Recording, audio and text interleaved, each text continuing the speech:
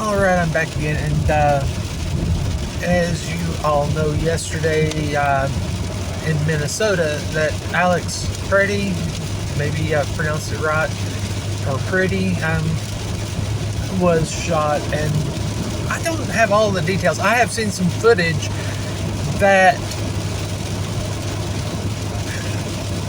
is highly concerning. I've seen footage that he was not armed at the time he was shot, as well as footage of them trying to, the agents trying to confiscate people's cell phones where they recorded him or recorded the incident. So I'm not going to cover that. What I am going to cover is the government's response. You have your Kristi Noems, your Pam Bondis, and even Donald Trump, who really are saying things that concern me. They're saying that he was going around waving his pistol, and he wasn't. It was in a holster, which he had a constitutional right to carry because he even had a permit. So I'm baffled by why they are attacking that and claiming that he was doing something that multiple videos are showing he didn't. They're saying that he initiated the physical altercation when ICE or Border Patrol, whichever it was, I've heard both, jumped a woman for recording them, which she had a constitutional right to do, as affirmed by the Supreme Court. And he tried to jump in and try to defuse the situation, and they immediately started pepper spraying, beating him, and had like 6 people on top of him beating the crap out of him before they started shooting him. That's kind of concerning. But you know what else is more concerning? Even Donald Trump himself is calling this guy a domestic terrorist for protesting and carrying a gun. Yes. Calling him a domestic terrorist for that. First off, Americans, we have the constitutional right to protest against the government. That's the First Amendment.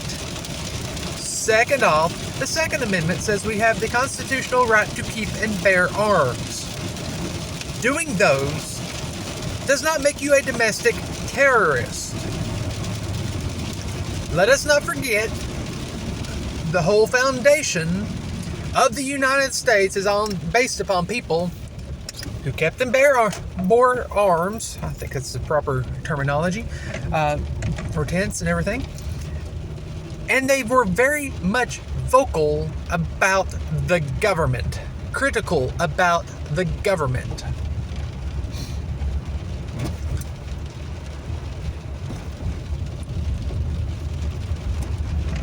Let us not forget also that the founders of this nation did not create the Second Amendment with the intent and purpose of protecting or utilizing firearms for hunting. No, they just got through fighting a revolution, a war against the British government. So they had that in mind when the Second Amendment was drafted.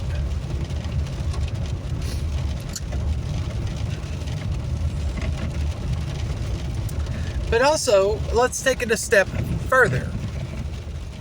How many times have we seen people on the right do protests while armed? And not just with a pistol, but with actual rifles, AKs, ARs, and whatnot.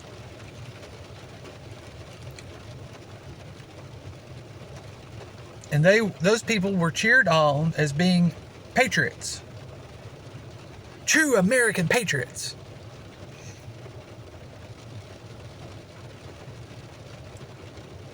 because they were protesting what they believed was a government overreach.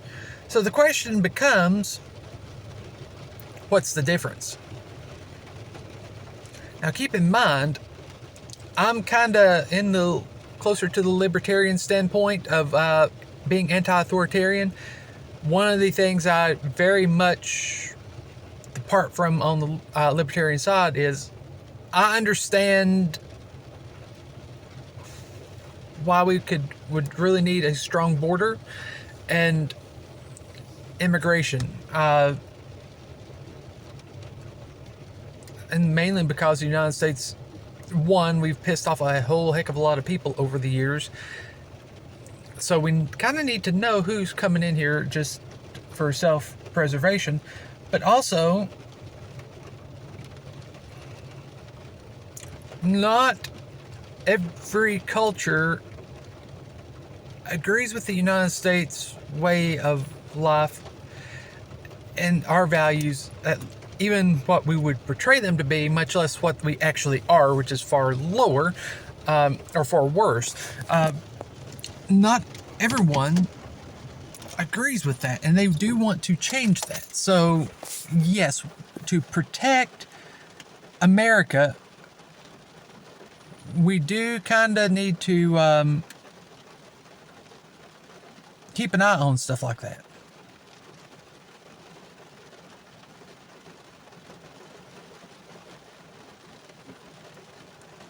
So I understand the whole cause for needing a strong border and immigration policy.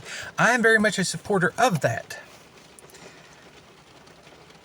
But if your way to go about it involves infringing on the rights of actual American citizens, up to and including killing them, I think it's time we reassess our tactics.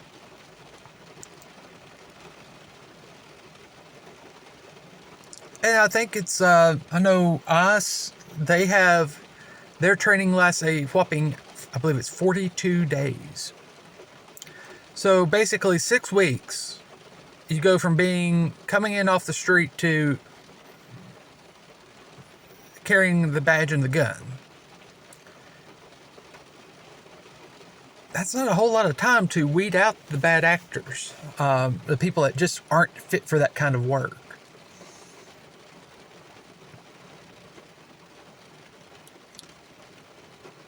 And I do believe that is something contributing to the problem. I think these are all things that we need to take into consideration. I think these are all things we need to, at some point, need to be addressed.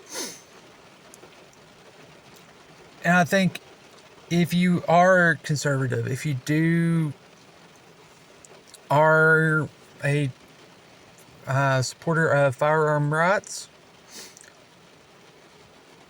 to see Trump and members of his administration calling a guy exercising his First and Second Amendment rights, protected rights, a domestic terrorist, you should have some red flags going up.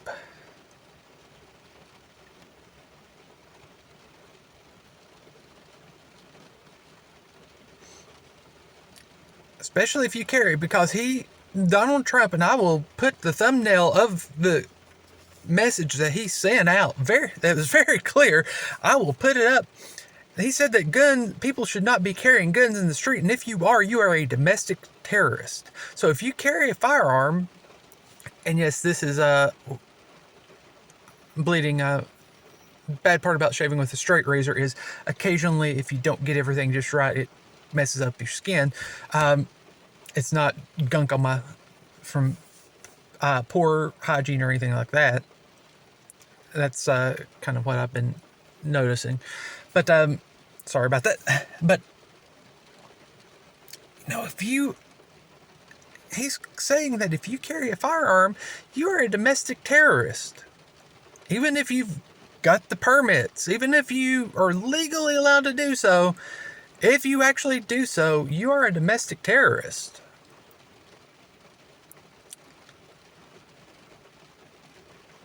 And I have seen videos of like ICE agents recording the information, license plates and stuff of people who have recorded them in protest, saying that they have a database of people doing that and called them to their face a domestic terrorist.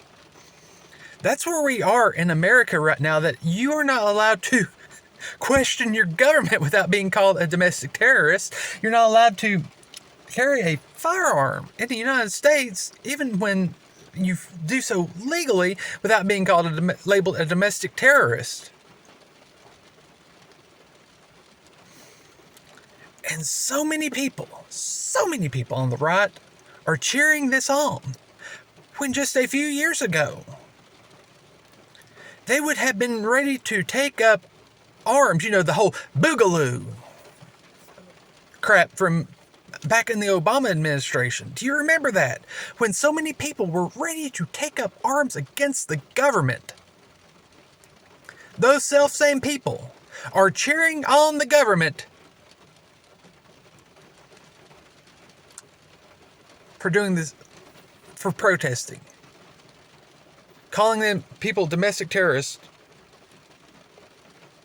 for protesting, for carrying firearms, when they were going around with ARs and AKs and whatnot in protest. But now they are cheering on, labeling those people that did the exact same, that are doing the same things now that they did, 12 years ago. Yeah. That is cult behavior. And yes, both sides of the aisle engage in this type of behavior. And yes, they will attack you relentlessly if you try to call them out on it. And yes, stuff like this does piss me off, because when I was younger and dumber, I engaged in it. I remember what my thoughts were when Obama beat John McCain. The difference was I was a senior in college. But I look back on it now and it actually pisses me off, because I see how dumb I was to engage in their divisive tactics. And I couldn't see that the politics that we see on the TV and here on the radio and now on social media is nothing but a soap opera. Neither side are for the people. That's why I reject statism. That is why, by and large, I reject statism. By and large, I reject authoritarianism. But I have to be realistic. That's why I call myself a pragmatist.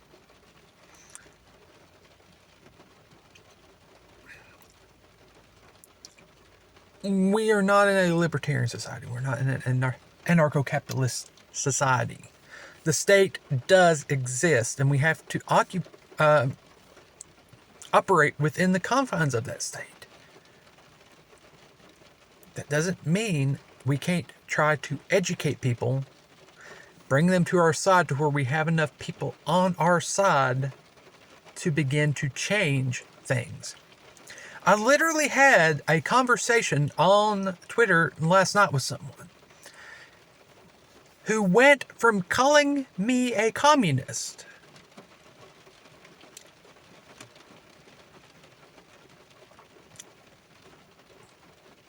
to have some working agreement that the issue is the cult mentality on both sides, just by engaging in dialogue. And if we can do that enough, we can get enough people, lure them away from the cults, and then we can start to get change that will allow the individual people to have more freedom and liberty. And what got it was, they were asking me, well, where was I when the illegal immigration became a problem? And it's like, and why do I not have a solution? And I said, oh, one, illegal immigration was not considered a problem in the United States until the mid to late 60s to early 70s. What changed that it suddenly became an issue? If you identify the root cause, probably due to policy changes in the United States, you can reverse that and you can counteract it. Also, you can remove the incentives for people to come here. Usually that's centered around social benefits from the social welfare state as well as employment. If you can neutralize those, people will have no reason to come here, and those who are already here illegally will have no incentive to stay. And by engaging in that dialogue, I helped at least open the door.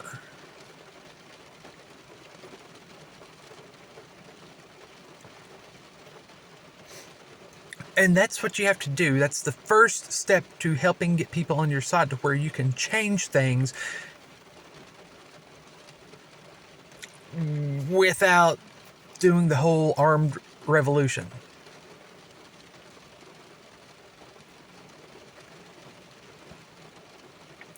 These are my thoughts on the matter. This video has already gone about twice as long as I thought it would. Maybe 3 times longer. Anyway, we'll try to throw some links down below, and like I said, I'll try to also put a thumbnail on the whole Trump thing. Later.